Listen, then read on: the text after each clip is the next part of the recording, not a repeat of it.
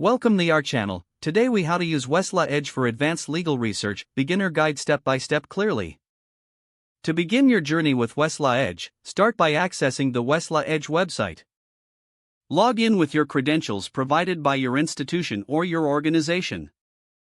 Once logged in, familiarize yourself with the home page layout. The search bar is prominently displayed at the top.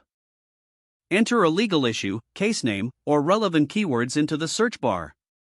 Use the filters on the left side to narrow down your results. You can filter by jurisdiction, date, and document type.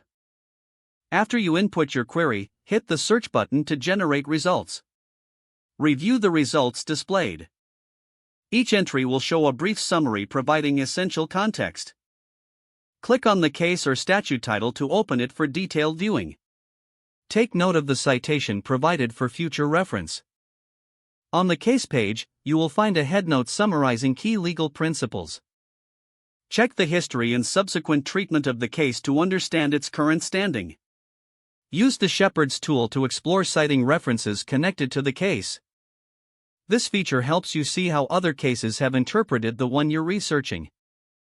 To refine your research further, utilize the Westlaw Edge Analytics.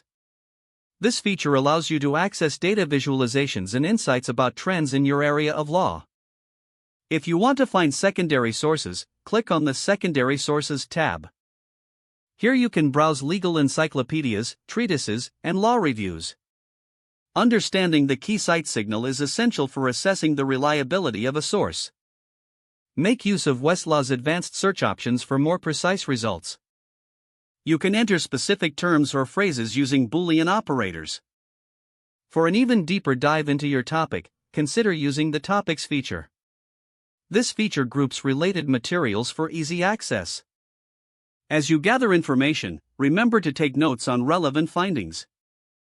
Utilize the Folders feature to organize your research materials efficiently.